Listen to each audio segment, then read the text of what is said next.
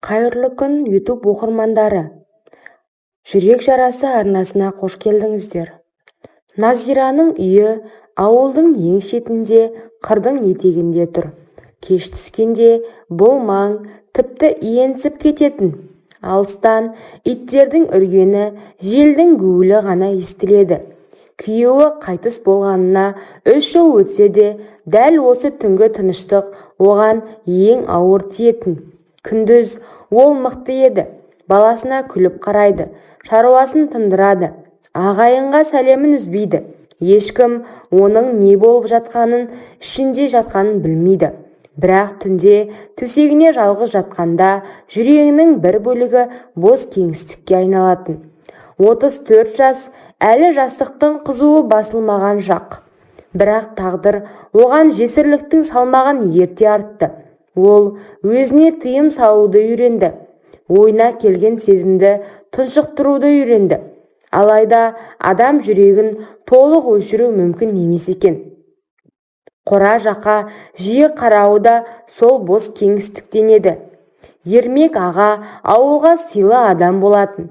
Жасы үлкен, бірақ еңбектен қол үзбеген. Сөзі аз, көзі байыпты. Оның жанында тұрған адам өзін қауіпсіз сезінетіндей. Назира да солай сезінетін. Алғашқы жақындасу күтпеген жерден болды. Жаңбырлы кеш, қой төлде алмай қиналып жатты. Назира көмектесу үшін барды. Іште әлсіз шам жарығы ғана. Жаңбыр шатырды сабалап, қора ішінде бу бұрқыраған жылулық бар. Екеуі үнсіз жұмыс істеді. Қой аман қалды. Сол сәтте Назираның көңілін бір түрлі сезім биледі. Қарияның байсалды дауысы, сабырлы қозғалысы оған әлде қалдай тыныштық сыйлағандай. «Шаршадың ғой», деді Қали аға жай ғана. Ол басын изеді. Сол қарапайым сөздің өзінде қамқорлық бар еді. Сол кештен кейін олардың әңгімесі көбейді. Алғашында тек шаруашылық жайлы, кейін өмір жайлы. Ермек аға соғыс жылдарын, жастық шағын айтып беретін. Назира күйеуін еске алатын. Екеуінің де жүрегінде жара бар еді. Сол жара оларды жақындатты. Бірте-бірте Гүлзия қораға жиірек бара бастады. Ол өз-өзіне тек сөйлесемін дейтін. Бірақ ол кездесулер оған күнді жетіспейтін жылылықты беретін. Ермек ағаның жанында ол өзін әлсіз емес, керісінше бағалы сезінетін. Оның көзіне қарағанда өзін әйел ретінде де, адам ретінде де бар екенін ұғынатын. Ауылдың көзі қырағы, сыбыр басталды.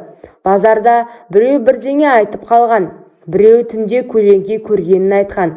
Өсек бірде-бірде өсіп тамыр жайды. Назира оны сезді, бірақ тоқтай алмады. Оның ішіндегі арпалыс күннен күнге күшейді. Бір жағында баласы, әулет, абырой, екінші жағында жүрек, жалғыздық, тірі сезіну. Кей кештерде ол қораға бармай қалуға тырысатын. Бірақ үй іші тым-тыныш болып кеткенде жүрегі мазасызданып, аяқтары өзі солай қарай тартып тұратын. Ермек аға да бәрін түсінетін. Бір күні ол: «Егер саған ауыр болса, келме», деді. Бірақ Назира үнсіз ғана басын шайқады. «Ауыр, бірақ сенсіз де одан да ауыр». Сол сөзден кейін екеуі ұзақ үнсіз отырды. Кейде сөздің өзі артық болатын. Ақыры өсек ағаларының құлағына жетті. Олар ашулы келді. «Үйдің іші суып кетті. Біз тірімізде масқара болмайсың», деді үлкені. Назира олардың әр сөзін жүрегіне өткізіп тыңдады. Ол қарсы айқайлаған жоқ, себебі ішінде кінә да бар еді. Бірақ өкініш жоқ болатын. Сол түні ол қораға барғанда жүзі бозарып тұрды. «Біледі», деді жай ғана. Ермек аға үнсіз қалды. Сосын ауыр күрсінді.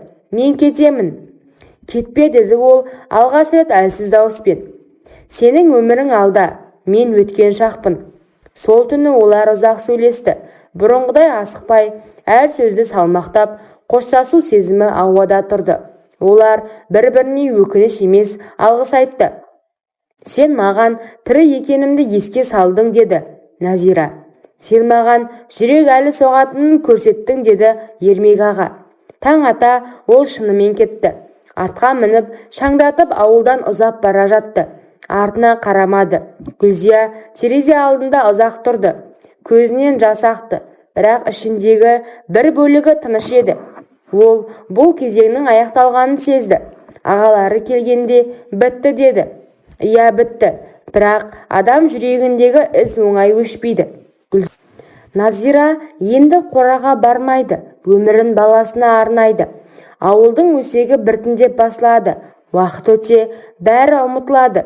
Бірақ кей түндері жел гуілдегенде ол сол қораның иісін, сол тыныш әңгімелерді, сол қамқор көзқарасты есіне алады. Бұл тек тән құмарлығы емес еді. Бұл жалғыздыққа қарсы күрес. Бұл тірі сезінуге деген адамдық мұқтаждық. Назира әлсіз болған жоқ. Ол тек жүрегі бар адам болды. Кейде махаббат бірге қалу үшін емес, адамды ояту үшін келеді. Кей кездесу тағдырда ұзаққа созылмаса да, жүректе мәңгі қалады. Назираның өмірінде Ермек аға өткінші адам болуы мүмкін, бірақ ол оның жанындағы мұзды ертіп, тірі екенін сезіндірген кезең болды. Ауыл өсекті ұмытар, уақыт жараны жабар. Бірақ адам бір кездері өзін шын сезінген сәттерді ешқашан ұмытпайды. Өмір кейде дұрыс пен бұрыстың ортасына емес, жалғыздық пен жылылықтың ортасына таңдау қойғызады. Ал сол таңдауда Назира күнәлі емес, тек жүрегі соққан әйел еді.